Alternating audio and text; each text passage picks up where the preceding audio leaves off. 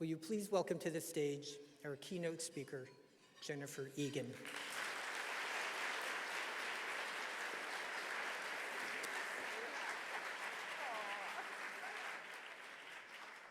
Well, there is no way I can live up to that, but thank you so much, Dave. I really appreciate it, and it is a joy and an honor to be with you.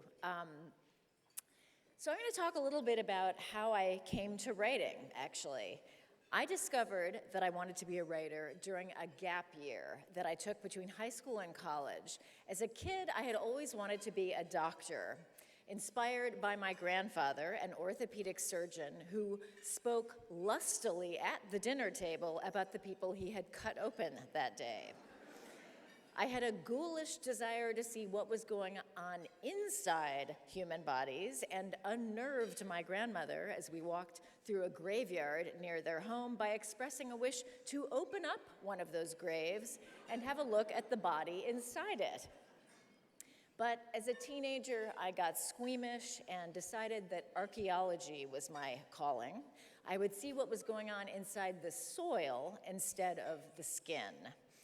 And that went out the window in September of my gap year when I joined a small archaeological dig in Campsville, Illinois, and found that squatting over a square meter of earth with a scalpel in 95-degree weather was not as much fun as I had thought.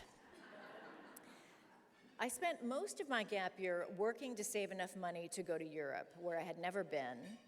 And I finally arrived in London on Freddie Laker Airlines, if any of you remember that, in the spring of 1981 with a backpack and a Eurail pass. And I found myself isolated to a degree that only those of us who grew up before cell phones and the internet will understand. In those days, when you made a phone call, even overseas, the phone rang and rang and rang, or you got a busy signal, or in the best case scenario, someone answered. When I tried to explain this to my children the first time, my younger son asked if there was electricity. So I know how long ago that seems. While alone in Europe at 18, I began having panic attacks. But I don't think that term had been coined, or I had never heard it. And it will tell you something about my teenage years in San Francisco in the 1970s that I thought my prolonged bouts of panic were drug flashbacks. The terror, as I called it, would grip me for hours, and I wrote about it in real time in the leather-bound journal I had brought with me. I thought I had damaged my brain beyond repair and feared that I would spend my life in institutions. I even imagined my mother and stepfather and charismatic younger brother, a gifted athlete who seemed to do everything right, coming to visit me there. So it was a rocky trip, and I ended up coming home early in distress. But that experience gave me my vocation, because whether things were magical or dire, writing was essential to completing my experience of them. Writing turned randomness into meaning and clarified my relationship to the world.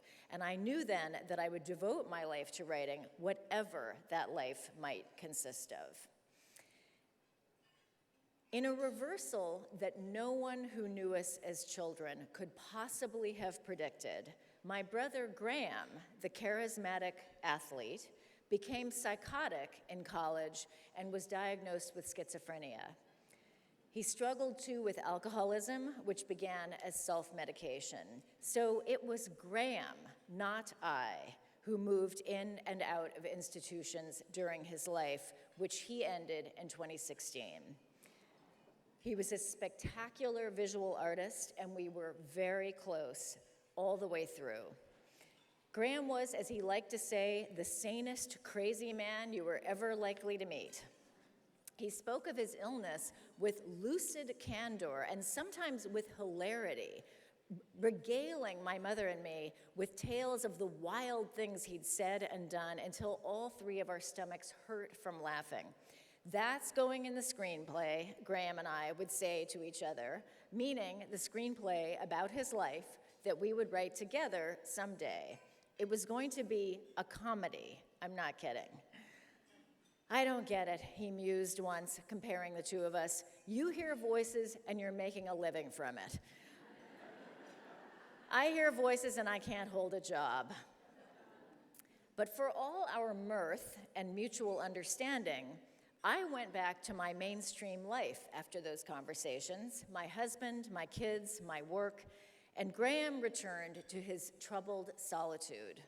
He felt like a failure, an exile from the realm of success and achievement he so badly wanted to be part of.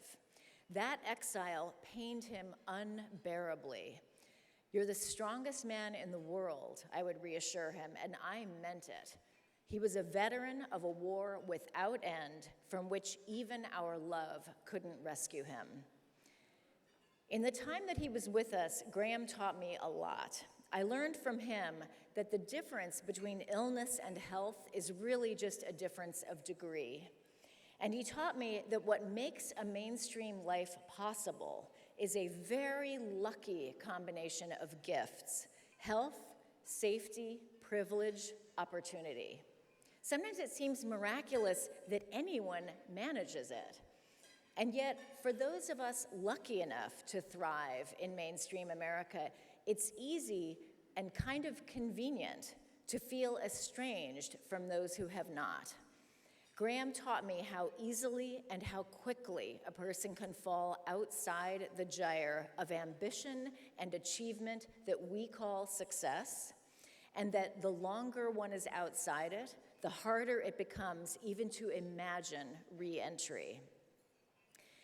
As a fiction writer and a journalist, I'm drawn to write about people whose fortunes haven't aligned in the way that mine have, who've been excluded from that shiny mainstream that many regard as the measure of success. People in the margins are the strongest people in the world. They've survived things that would have broken me long ago.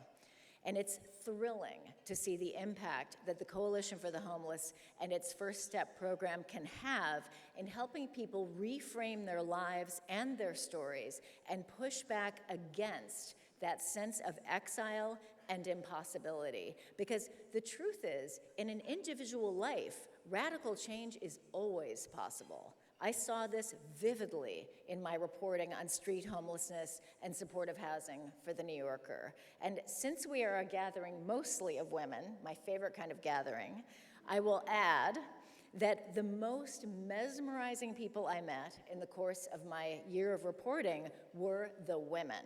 Women who survive in the margins are heroes. And I will be thinking about their stories for the rest of my life. I still go to 90 Sands, the supportive housing complex I wrote about for The New Yorker, every few weeks, sometimes more often. I was at a karaoke lunch on Valentine's Day. Whenever I go, I catch up on the gossip. I bring cat food to Roxy, my friend Russell's cat. I check in on Jessica, my main subject, who is still struggling with heroin addiction. I gave a character reference recently for Marvell, who was applying for a job. And I've commiserated with Kenneth about his love life. Everyone I wrote about is still housed, and I derive strength and joy from that success. Thank you.